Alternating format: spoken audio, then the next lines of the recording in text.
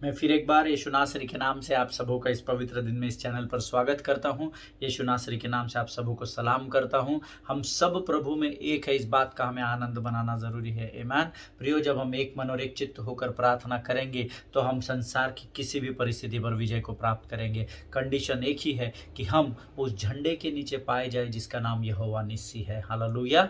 प्रियो, हम पिछले कुछ दिनों से यहोवा निस्सी के विषय में सीख रहे हैं और बहुत सारी बातों को हमने बीते दिनों में सीखा। और परमेश्वर का धन्यवाद हो कि परमेश्वर ने मेरी और आपकी सहायता और मदद की है ताकि हम इन वचनों के द्वारा आशीषों को प्राप्त कर सके। हालेलुया। प्रियो, हम आशीषों को तब प्राप्त करते हैं जब हम परमेश्वर की आज्ञा और वचन के अनुसार उस पर चलते हैं। हालेलुया।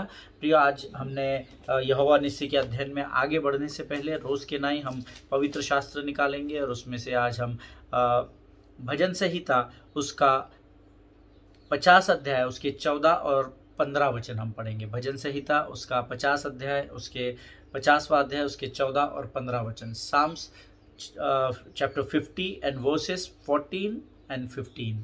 और हम सब मिलकर इन वचनों को पढ़ेंगे ताकि हम इन वचनों के द्वारा सामर्थ्य और बल को प्राप्त कर सके। ईमान। आइए हम इस समय इन वचनों को पढ़ेंगे। भजन संहिता उसका 50 अध्याय उसका 14 वचन कहता है, परमेश्वर को धन्यवाद ही का बलिदान चढ़ा और परम प्रधान के लिए अपनी मन्नतें पूरी कर और संकट के दिन में मुझे पुकार, मैं तुझे छुड़ाऊंगा और तू मेरी महिमा करने पाएगा। हालेलुया। परमेश्वर आप सबों को इन वचन के पढ़े जाने के लिए आशीष दे। प्रियो, परमेश्वर को धन्यवाद का बलिदान चढ़ा, ऐसा वचन कहता है। हालेलुया। परमेश्वर को परिस्थिति को देखकर धन्यवाद का बलिदान चढ़ा, ऐसा नहीं लिखा है। हर परिस्थिति में धन्यवाद देना है, क्योंकि हम सब इस वचन को जानते हैं। धन्यवाद के बलिदान चढ़ाने वाला जीवित परमेश्वर की महिमा करता है। हालेलुया। इसलिए यहाँ वचन कह रहा है, परमेश्वर को तू धन्यवाद ही का बलिदान चढ़ा, और जब तू ये धन्यवाद का बलिदान चढ़ाएगा तो परमेश्वर स्वर्ग के फाटकों को खोलेगा, और जब आपके ऊपर संकट के दिन आएंगे और तब जब आप धन्यवाद के द्वारा उसको पुकारेंगे, वचन कहता है, मैं तुझे छुड़ाऊंगा। हालेलुया। और परमेश्वर जब हमको छुड़ाता है, जब परमेश्वर ने हमें आज़ाद किया तो हमने क्या किया? परमेश्वर की महिमा की है। हालेलुया। परमेश्वर की स्तुति की है, उसका गुणानुवाद किया है। आज हम जिस भी परिस्थिति में संकट में फंसे हुए हैं, परमेश्वर को धन्यवाद का बलिदान चढ़ाइए और परख कर देखिए कि यहोवा कैसा भला परमेश्वर है। हालेलुया। प्रियो, प्रभु इन वचनों के द्वारा आपको बहुत ऐसे आशीष दे। आइए आज हम फिर एक बार अपने वचनों में, अपने विषय में, जिसको पिछले कुछ दिनों से हम अध्ययन कर रहे हैं, यहोवा निस्सी के विषय में हम सीख रहे हैं, और आज फिर एक बार उन्हीं वचनों में हम आगे बढ़ेंगे। इससे पहले हम अपने आप को नम्र और दीन करें और परमेश्वर को समर्पित करें। आइए हम सब दुआ करेंगे। धन्य यीशु नाम, धन्य यीशु नाम, धन्य यीशु नाम। आकाश और पृथ्वी को बनाने वाले महान और जीवित परमेश्वर, इस सुंदर और पवित्र दिन में हम तेरा स्वागत करते हैं। अपने आप को नम्र और दीन करते हैं। हमसे हुए गुनाहों की, पापों की तुझसे क्षमा चाहते हैं राजा। अपने लहू से धोकर शुद्ध कर और हमारे भीतर स्थिर आत्मा को नए सिरे से तैयार कर राजा। प्रभु जी, हम प्रार्थना करते हैं उन तमाम लोगों के लिए जो इन दिनों कोविड से ग्रसित है राजा। उन सबों को तू स्पर्श कर, छू ले प्रभु परमेश्वर पिता। अपने लहू से धोकर उनमें से हर एक को शुद्ध कर प्रभु।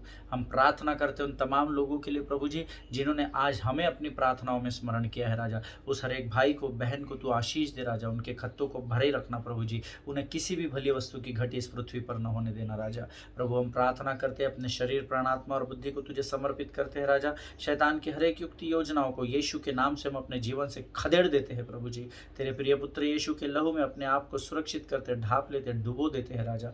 और जब हम वचन को सुनते हैं प्रभु परमेश्वर पिता, स्वर्ग के फाटकों को खोलकर तू हम पर अपनी बुद्धि और ज्ञान को दे। ऐसी प्रार्थना और विनती यीशु के नाम से करते हुए इस प्रार्थना को धन्यवाद के साथ यीशु नासरी के नाम से मांगते हैं। सुन और बड़ी दया से ग्रहण कर।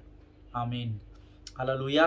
मेरा विश्वास है आज आप स्वस्थ हैं, आज आप सुरक्षित हैं। हम पिछले कुछ दिनों से यहोवा निस्सी का अध्ययन कर रहे हैं, और मैंने आपसे कहा था कि अगर आप अपने जीवन की युद्ध की परिस्थिति में, अपने जीवन में किसी लड़ाई या युद्ध को जीतना चाहते हैं, तो 3 सिद्धांतों में से हमको होकर गुजरना है, जिसके विषय में हम देख रहे थे। हमारा जो पहला पॉइंट था, जीवन में, आपके जीवन में युद्ध तब आता है, battle comes in your life when we are in a most comfortable place. जब हम रपीदीम में होते हैं, अर्थात विश्राम के स्थान में होते हैं, तब अचानक से आकर आकर शैतान हम पर अटैक करता है। और उसके लिए मैंने आपको कहा था, हमने वचन अलग अलग अध्ययन किए थे, जागते रहो, प्रार्थना करते रहो, सचेत रहो, विश्वास में स्थिर रहो, है ना। हमने बहुत सारे वचन उसके विषय में सीखे थे।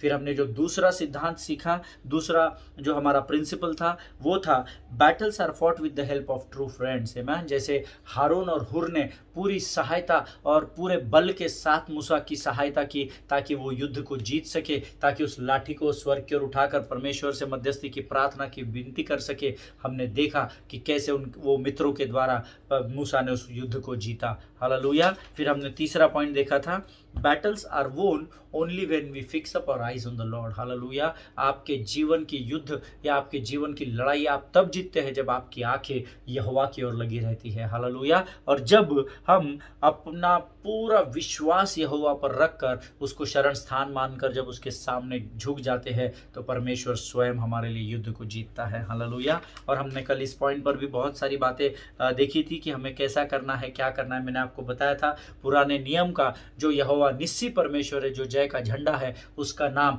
काठ पर लटकाया गया यीशु नासरी ही है। हालेलुया। क्योंकि यीशु नासरी को भी काठ पर लटकाया गया। आज जब हम उस क्रूस के तले आते हैं, अर्थात यहोवा निस्सी के विजय के झंडे के नीचे आ जाते हैं, अपने आप को समर्पण करते हैं, तो परमेश्वर स्वयं हमारे लिए युद्ध को जीतता है। Hallelujah. See, always you have to remember, we are not fighting for victory but we are fighting from victory. Hallelujah. मैं फिर एक बार बताता हूँ, you are not fighting from victory but you are fighting you are not fighting for victory but you are fighting from victory. Hallelujah. आप युद्ध के लिए नहीं लड़ रहे हैं, युद्ध जीतने के लिए नहीं लड़ रहे हैं, परंतु आप युद्ध जीते हुए युद्ध में से लड़ रहे हैं। हालेलुया। प्रियो, हमेशा याद रखें, यीशु मसीह ने युद्ध कलवरी पर जीत लिया है। कल गया हुआ युद्ध आज आप किसी परिस्थिति का सामना कर रहे हैं, आज किसी युद्ध में आप है, ये भी यीशु मसीह ने कलवरी पर जीत लिया है। और अगर कल आप किसी परिस्थिति में फंस जाते हो और if you are on the road to jump up into the victory, अगर आप ऐसे मार्ग पर चल रहे हो जहां आपको आगे युद्ध में कूदना है, उस युद्ध को तक परमेश्वर यीशु मसीह ने आपके और मेरे लिए जीत लिया है। हालेलुया। हम विजय प्राप्त करने के लिए नहीं लड़ रहे हैं, परंतु हम पहले से ही विजय में खड़े होकर लड़ रहे हैं। हालेलुया। हम विजय के पीछे दौड़ने वाले नहीं, परंतु वचन कहता है हम जय के उत्सव में चलने वाले लोग हैं। हालेलुया। प्रियो, इसीलिए भजन संहिता का 46वां अध्याय उसके 1 से 3 वचन हम पढ़ेंगे। भजन संहिता 46 अध्याय 1, 2 और 3 वचन। Psalms chapter 46 and verses 1, 2 and 3 says, परमेश्वर हमारा शरण स्थान और बल है, संकट में अति सहज से मिलने वाला सहायक। इस कारण हमको कोई भय नहीं, चाहे पृथ्वी उलट जाए और पहाड़ समुद्र के बीच में डाल दिए जाए, चाहे समुद्र गरजे और फेन उठाए और पहाड़ उसकी बाढ़ से कांप उठे। हालेलुया। प्रियो, हमें किसी भी परिस्थिति से किसी डरने की ज़रूरत नहीं है, ऐसा वचन कह रहा है। वो क्यों ज़रूरत नहीं है डरने की? क्योंकि मेरा परमेश्वर मेरा शरण स्थान और मेरा बल है। हालेलुया। प्रियो, भजन का लिखने वाला कहता है, संकट में अति सहजता से मिलने वाला सहायक। Hallelujah. When I was meditating on this word, परमेश्वर ने मुझे कहा कि तू सिर्फ न तेरे संकट के समय जैसे ही विचार करेगा ना, आई विल स्टार्ट, है ना, मैं शुरू हो जाऊंगा, और जैसे ही तू पुकारेगा मैं तेरे साथ पाया जाऊंगा। हालेलुया। संकट में अति सहज से मिलने वाला, बहुत स्ट्रगल नहीं करना है आपको आपकी परिस्थिति में परमेश्वर को बुलाने के लिए या पुकारने के लिए। द मोमेंट, एक बहुत पुराना हिंदी गाना है, तुमने पुकारा और हम चले आए। हालेलुया। प्रियो, परमेश्वर का ऐसा ही है। आप you just speak the name of the Lord Jesus Christ and you will get Christ there on your place. Hallelujah. जब आप अपने मुख से परमेश्वर यीशु मसीह का नाम निकालते हैं, परमेश्वर अपनी उपस्थिति को आपके जीवन में दे देता है। Hallelujah. Just because we could not see him so we don't believe him. Amen. हम में से ऐसे बहुत सारे धर्मी हैं, बड़ी बड़े वचन कोट करते हैं, बहुत बड़ी बड़ी प्रार्थना सभाएं लेते हैं, करते हैं, अटेंड करते हैं, होस्ट करते हैं, लेकिन कई बार क्योंकि यीशु हमको दिखता नहीं है तो हम विश्वास नहीं करते हैं। हालेलुया। प्रियो, जब हम विश्वास के साथ उसको पुकारते हैं तब वो अपनी उपस्थिति को लेकर आता है। हालेलुया। इसीलिए क्योंकि परमेश्वर हमारा शरण स्थान और बल है, हमारे संकट में अति सहजता से मिलने वाला परमेश्वर है। चाहे पृथ्वी भी टल जाए, पृथ्वी उखड़ के गिर जाए, समुद्र तूफान में फन उठाए, अर्थात उसकी लहरें ऊंचाई तक, सुनामी भी क्यों ना आ जाए, दूसरी भाषा में अगर मैं आपको बताऊं, सुनामी भी क्यों ना आ जाए, या पहाड़ समुद्र की बाढ़ से कांप भी क्यों ना उठे, लेकिन परमेश्वर उस समय भी आपके साथ रहेगा, क्योंकि उसके आगे का वचन कहता है, भजन संहिता 46 उसका 7वां वचन अंडरलाइन करें, क्योंकि वचन कहता है, सेनाओं का यहोवा हमारे संग संग है और याकूब का परमेश्वर हमारा ऊंचा गढ़ है। हालेलुया। ये बात हमको समझना ज़रूरी है ना। हमको जब कुछ एक्सपीरियंस होता है तब हम विश्वास करने लगते हैं, नहीं ऐसा है, मुझे बीमारी थी और अब मुझे चंगाई मिल गई, इसका मतलब यीशु मसीह है। ऐसा नहीं है। अगर बीमारी से आपको चंगाई नहीं भी मिलेगी तो भी यीशु मसीह का नाम एक ही बना रहेगा। हालेलुया। प्रियो, उसका नाम यहोवा राफा है। अगर आप परिस्थिति के अनुसार उसको पुकारेंगे तो वो जरूर आपके जीवन में कार्य करेगा। Hallelujah. Always remember that don't fix your eyes on your problems, but fix your eyes on his presence. Hallelujah. Don't fix your eyes on your problems but on his presence. Amen. इस बात को आप समझिए। आप अपनी आंखों को आपकी समस्याओं की ओर मत लगाइए, आप अपनी आंखों को परमेश्वर की उपस्थिति की ओर लगाइए। हालेलुया। प्रियो, जब आप अपनी आंखों को परमेश्वर की उपस्थिति की ओर लगाते हैं तो परमेश्वर आपकी सहायता में अति सहज, आपके संकट में अति सहजता से उपलब्ध हो जाता है। हालेलुया। पर प्रॉब्लम ये है, कलीसिया के साथ समस्या ये है कि हमारी आंखें लगातार समस्याओं की ओर लगी है, कोविड की ओर लगी हुई है। मैं तो इतना परेशान हो गया, इतने लोगों से मैं दिन भर में बात करता हूँ। मुझे किसी ने पूछा, आपने कोवैक्सीन लिया कि कोविशील्ड लिया, है ना। मैंने मेरे लिए बहुत वियर्ड क्वेश्चन था, मैंने उनको कुछ जवाब नहीं दिया। मैंने बोला, क्यों पास्टर आप ऐसा क्यों पूछ रहे हैं? 1 मई के बाद मेरे ख्याल से अबाव 18 वालों को भी शायद शुरू हो रहा है कोविड का इंजेक्शंस ना, सब वो भी न्यूज़ में हम लोग पढ़ रहे हैं। और जब मैं उनसे उसका कारण जानने की कोशिश किया, वो परिवार इतना घबराया हुआ था, मैंने अपनी आत्मा में उसे महसूस किया, वो इतने घबराए हुए थे। दादा, कोई लोग बोल रहे हैं कोवैक्सीन लेना चाहिए, ज़्यादा पावरफुल है, कोई बोल रहा है कोविशील्ड लेना चाहिए, और literally people are starting doing invention. और ये समझ लीजिए, इन्वेंशन भी नहीं तो लोगों ने गूगल में जाके, लैपटॉप में, आईपैड में जाकर, कोवैक्सीन में क्या कंटेंट्स है, कोविशील्ड में क्या कंटेंट है, कोवैक्सीन लेने से क्या साइड इफेक्ट है, ये लेने से वो, अरे बाप रे, इतने फ़ोन। परमेश्वर का वचन बहुत सरल है प्रियो, अपनी समस्याओं पर ध्यान लगाने से अच्छा है हम परमेश्वर की उपस्थिति पर ध्यान लगाएं। हालेलुया। परमेश्वर की उपस्थिति में ना ये सारी बीमारी, आपकी समस्या ऐसी बह जाती है। हालेलुया। जैसे प्लास्टिक को आप अगर देखेंगे ना, प्लास्टिक की या पन्नी जो होती है, हमारे प्लास्टिक्स होती है, उसको पानी पे फेंकने के बाद कैसा उसका कोई वैल्यू नहीं होता, या कागज़ की नाव आप थोड़ा देर डालिए, कहीं भी ठोकर लगी तो उतनी सहजता से आपकी समस्याओं को परमेश्वर नष्ट कर सकता है। हालेलुया। सो ऑलवेज रिमेंबर, कौन से इसमें कौन से कंटेंट है, कौन सा इंजेक्शन से जान बच रही, see understanding is very important. Hallelujah. Understanding बहुत ज़रूरी है। आमेन। आपको समझ रखना बहुत ज़रूरी है, मैं उसको डिनाई नहीं कर रहा हूँ, पर आप उसमें इतना टाइम फोकस कर रहे हो कि वो बातें आपको डराने लगी है। आमेन। आपको ये समझ में नहीं आ रहा है, अरे बाप रे, घर के बाहर नहीं जाना, अरे नहीं ये नहीं करना, अरे नहीं वो नहीं करना। Of course you must be alert. हमने देखा है, सचेत रहो। आमेन। सो हमको आत्मिक संसार में भी सचेत रहना है, जागृत रहना है, और फिजिकल वर्ल्ड में भी, शारीरिक संसार में भी हमको सचेत और जागृत रहना है। पर इतना हवा मत दो, कोविड कोविड कोविड जैसे कुछ हमने कोविड को ही भगवान बना लिया है। मुझे नहीं पता कितने लोगों के मुंह पे इन दिनों में यीशु मसीह है और कितने लोगों के मुंह पर कोविड की बीमारी है। आमेन। आप लगातार न्यूज़ देख रहे हो, फिर उसमें एक आधा लेटेस्ट कुछ तो भी मीडिया वाले न्यूज़ डाल देते, फिर आप उसको रिसर्च करने लग जाते। हम लोग डॉक्टर बन गए, हम लोग साइंटिस्ट बन गए। वचन कहता है, व्यवस्था की पुस्तक तेरे चित्त से कभी भी ना उतरने देना। हालेलुया। यहोशू की किताब उसका पहला अध्याय उसका 8वां वचन अंडर आप लिख लीजिए। उसमें वचन कहता है कि व्यवस्था की पुस्तक तेरे चित्त से न उतरने पाए। हमने उसको तो कभी चित्त क्या, हमने तो घर के बाहर कर दिए पवित्र शास्त्र के वचन। हम अभी कहा कोविड में क्या हो रहा है, लेटेस्ट अपडेट क्या है, ऑक्सीजन के सिलेंडर छोटे किधर जा रहे, बड़े किधर जा रहे। Don't entertain Satan. हालेलुया। शैतान को आप एंटरटेन मत कीजिए, उसको रूम मत दीजिए, उसको जगह मत दीजिए कि वो आपको चपेट में ले ले प्रियो। Hallelujah. That's what I wrote this. Don't fix up your eyes on your problems but fix up your eyes on his presence. Hallelujah. इसीलिए मैंने आपको कहा कि अपनी समस्याओं पर ध्यान मत लगाओ, परमेश्वर की उपस्थिति पर ध्यान लगाओ। हालेलुया। और परमेश्वर की उपस्थिति कहाँ होती है? जहाँ पर आप है वहाँ पर परमेश्वर की उपस्थिति होती है। हालेलुया। आराधना करें, प्रार्थना करें, धन्यवाद दे। और आप परख कर देखिए, हमने वचन भी पढ़ा है, भजन संहिता 50 में भी हमने पढ़ा है कि तू धन्यवाद ही का बलिदान चढ़ा। हालेलुया। जिससे वो तेरी मन्नतों को पूरा कर सके। हालेलुया। जब तू उसको पुकारे तो वो तेरी सुने और तुझ पर महिमा प्रकट करे। Hallelujah.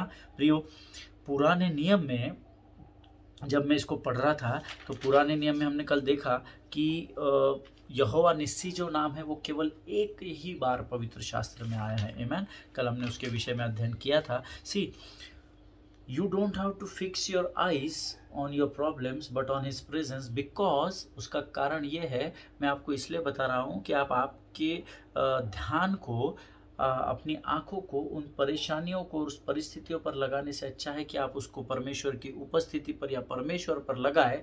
Y? Because his name is Jehovah Nissi. Hallelujah. क्योंकि उसका जो नाम है, ही इज जेहोवा निस्सी, the Lord is my banner. Hallelujah. परमेश्वर मेरे जय का झंडा है। आमीन। और जब आप अपने ध्यान को उन समस्याओं से हटाकर उस कलवरी पर लगाएंगे तो यीशु नासरी आपके लिए यहोवा निस्सी बनकर आपकी लड़ाई को लड़ेगा। हालेलुया। उसने लड़ाई को पहले ही जीत लिया है। इसीलिए मैंने आपसे कहा कि we are not running, we are not fighting for victory but we are fighting from victory. Hallelujah. क्योंकि यीशु ने युद्ध तो पहले ही जीत लिया है, तो हम युद्ध में खड़े होकर ही लड़ाई कर रहे हैं। हम विजय पाने के लिए लड़ाई नहीं कर रहे, हमने विजय को पहले ही पा लिया है। हालेलुया।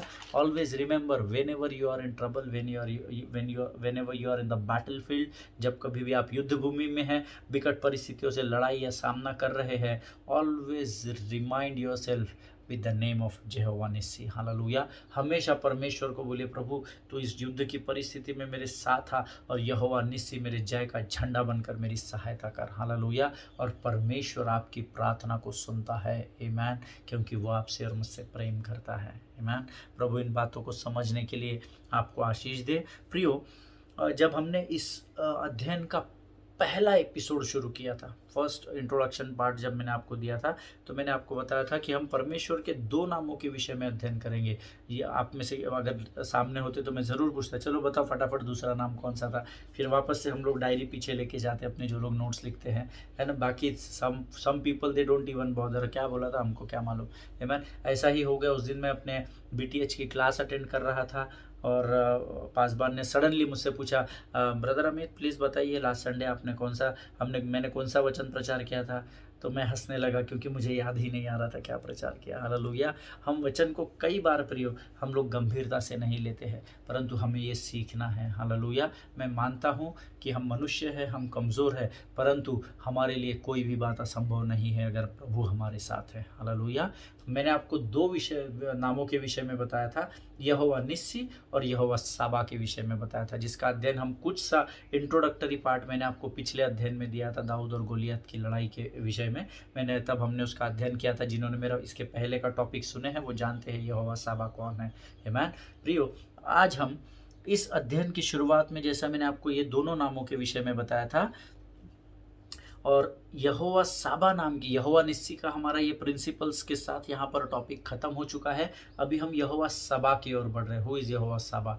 इंग्लिश में लिखते हैं जेहोवा साबा, बट उसका स्पेलिंग है TSABA। टी जो है वो साइलेंट है, मैंने आपको पहले दिन बताया था, अगर आपको ध्यान में होगा तो। हालेलुया। प्रभु आपके बुद्धि को अगम्य करे, आपके स्मरण शक्ति को बहुत मजबूत करे, ऐसी मैं प्रार्थना करता हूँ। आमीन। और यहोवा साबा की थोड़ी सी झलक हमने इसके पहले अध्ययन में देखी है, ये भी मैंने आपको बताया। पहला शमूएल 17 अध्याय, if I am not wrong, 1 Samuel chapter 17 speaks about David and Goliath। आमीन। पहला शमूएल उसका 17 अध्याय, यस, पहला शमूएल उसका 17 अध्याय आप लिख लीजिए। यहोवा साबा के विषय में वहाँ लिखता है, right. Jehovah Saba means the lord our warrior. Hallelujah. Jehovah Nissi means the Lord is my banner and Jehovah Saba means the Lord our warrior, है ना। परमेश्वर जो हमारा योद्धा है, वॉरियर है। हालेलुया। यहोवा सभा का अर्थ वो होता है कंफ्यूज मत होइएगा मैन। यहोवा निस्सी का अर्थ है वो हमारे जय का झंडा है, और यहोवा सबा का अर्थ है द लॉर्ड और वॉरियर, परमेश्वर हमारा योद्धा है। हालेलुया। प्रियो, यहाँ इस अध्ययन में हम देखते हैं कौन सा, पहला शमूएल इसका 17 अध्याय, आप निकाल के रख ले सकते हैं पवित्र शास्त्र में, पहला शमूएल उसका 17 अध्याय। ओके, यहाँ इस अध्याय में हम देखते हैं कि इजरायली लोग फिर एक बार यहाँ पर युद्ध के मैदान में, इससे पहले हमने कौन सा युद्ध देखा, अमालेकी और इजराइलियों के युद्ध के विषय में हमने यहोवा निस्सी का जहाँ नाम है, आमीन। ये पहला युद्ध था जो 400 वर्ष की गुलामी के बाद इजराइल अमालेकियों से लड़ रहे थे। अब यहाँ पर फिर एक बार पहले शमूएल के 17वें अध्याय में फिर एक बार इजरायली उसी युद्ध की परिस्थिति में आए हैं, आमीन। और यहाँ पर हम देखते हैं, लेकिन इस बार कौन है सामने, इस बार सामने में अमालेकी नहीं है, आमीन। इस बार सामने में कौन है, पलिश्ती लोग हैं। हालेलुया। पहले कौन थे, अमालेकी और इजरायली, अभी कौन है, इजरायली यहाँ पे भी है, पर अमालेकियों की जगह अब यहाँ पलिश्ती लोगों ने इनके विरुद्ध पाती बांधी है, ऐसा वचन में लिखा हुआ है ना। दो इजराइल की छावनी और पलिश्तियों की छावनी, और दो पहाड़ों की चोटी पर है और बीच में खाई है, ऐसा वो वहाँ पे वर्णन किया गया है। हालेलुया। आप जरूर इसको अंडरलाइन करके रखिए, हम वचन पढ़ेंगे पहला शमूएल उसका 17 अध्याय, आमीन। और यहाँ पर अमालेकी नहीं है, लेकिन पलिश्ती लोग इनके विरोध में है। और यहाँ रूट कॉज इज सेम, वहां पर भी रूट कॉज क्या था, वहां मूल कारण क्या था लड़ाई का या युद्ध का, युद्ध को जीतना। और यहाँ पे भी मूल कारण क्या है लड़ाई का, युद्ध को जीतना, क्योंकि जब दो पक्ष एक साथ युद्ध करेंगे तो एक की हार होगी एक की जीत होगी। हालेलुया। सो यहाँ पर भी लड़ाई मुख्य कारण था विजय को प्राप्त करना, और यहाँ पर भी वही कारण है, आमीन। मैं आपको इसलिए कंपेयर करके स्मरण कराने की कोशिश कर रहा हूँ ताकि आप दोनों नामों के बीच का जो डिफरेंस है ना, जो दोनों नामों के बीच में अलग बात है वो आप समझ सके, आमीन। प्रियो, हम निकालेंगे पहला शमूएल उसका 17 अध्याय उसका 4था वचन, पहला शमूएल उसका 17 अध्याय उसका 4था वचन हम सब मिलकर पढ़ेंगे। 1 शमूएल चैप्टर 17 एंड वर्स 4। और वचन कहता है, तब पलिश्तियों की छावनी में से गोलियत नामक एक वीर निकला जो गत नगर का था, और उसकी लंबाई 6 हाथ और 1 बित्ता थी। आमीन। प्रभु इन पढ़े हुए वचनों पर आशीष दे। 6 हाथ और 1 बित्ता का अर्थ मैंने आपको इसके पहले भी बताया था, 9 फीट एंड 6 इंचेस, आमीन। अप्रोक्सीमेट 1-2 सेंटीमीटर ऊपर हो सकता है, 1-2 मिलीमीटर ऊपर नीचे हो सकता है, बट इतिहासकार या जानकार बताते हैं 6 बित्ता और 1 हाथ, 6 हाथ और 1 बित्ता अर्थात 9 फीट एंड 6 इंचेस होता है, आमीन। प्रियो, गत नामक जो नगर था वो फिलिस्तीन जो देश है ना, फिलिस्तीनी जो हम बोलते हैं इन दिनों पे, या पैलेस्टाइन बोलते हैं इंग्लिश में ना, फिलिस्तीनी जो देश है उसके 5 प्रमुख शहरों में से गत करके एक शहर है। आप अगर इतिहास का अध्ययन करेंगे, भूगोल का अध्ययन करेंगे, geography history, if you learn और if you go through geography and history subjects, तो then you will come to know about all this details, आमीन। और ये अध्ययन करना बहुत ज़रूरी है। इससे क्या होता है ना, आपका इंटरेस्ट बढ़ेगा, और जब आप उस विषय को खंगालते जाते हैं या उसमें खोज में लग जाते हैं ना, तो परमेश्वर कहता है तू मुझे ढूंढ और मैं तुम्हें मिलूंगा, क्योंकि ढूंढो तो तुम्हें मिलेगा, है ना, ढूंढो तो तुम पाओगे, ऐसा वचन कहता है, आमीन। प्रियो, जब मैं इसका अध्ययन कर रहा था तो बहुत सारी बातें मुझे पता चली कि एक तो ये गत नगर, हमने क्या पढ़ा था, गोलियत नामक एक वीर निकला जो गत नगर का था। अब मैं उस पर मनन करने लगा तो मैंने बोला यार ये गत नगर से क्यों था, ये दूसरे नगर से क्यों नहीं था, क्या विशेषता थी गत की, क्योंकि पवित्र शास्त्र में हर एक शब्द का एक महत्व है प्रियो, आमीन। ये ऐसा टाइम पास के लिए लिखा गया बुक नहीं है कि राइटर ने सोचा कि एक सस्पेंस मूवी बनाओ या एक सस्पेंस नॉवेल बनाओ और लिख लिया, वैसा नहीं है। ये सच की किताब है, ये सत्य की पुस्तक है। हालेलुया। सो मुझे थोड़ा सा प्रेशर आया कि गत क्या है, तो मैं गत का अध्ययन करने लगा, और मैंने क्या पाया कि गत नामक जो नगर है वो अभी भी आज की तारीख में भी पैलेस्टाइन में, जो फिलिस्तीनी देश जो है उसमें, पैलेस्टाइन कंट्री में क्या है ना, 5 प्रमुख शहर है। जैसे हमारे यहाँ मेट्रो सिटीज़ बोलते हैं ना, बॉम्बे, कलकत्ता, दिल्ली, चेन्नई, है ना, उसके बाद फिर अहमदनगर हुआ है ना, जैसे और भी 2-3 सिटीज़ को अभी हम बोलते हैं मेट्रोज़ है, रेल आने लगी है वहाँ, आमीन, मेट्रो स्टेशंस बनने लगे हैं। सो क्या है ना, ऐसे प्रमुख शहर जो थे पैलेस्टाइन में से, उसमें से एक जो था ये गत शहर था। और जब मैं गत नगर के विषय को अध्ययन करने के लिए जब मैं इतिहास को खंगालने लगा या ढूंढने लगा उसमें, तो बहुत सारी बातें थी जो आश्चर्यचकित करने वाली थी, जो मुझे पता चली, जो मैं आपके साथ बिल्कुल बांटना चाहूँगा, ताकि परमेश्वर आपको भी और इससे गहरी और भेद की बातें बता सके। आमीन। उनमें से एक सबसे बड़ी जो बात है वो है, जो नोट्स लिख रहे हैं वो सबसे पहले लिख ले, गत का जो अर्थ होता है that is to get afraid और एक्साइटमेंट, है ना। गत आप लिख लीजिए, इंग्लिश में गाद बोलते हैं। सो उसका जो मतलब होता है that means to get afraid और एक्साइटमेंट, डर या उत्तेजना का नाम गत है। हालेलुया।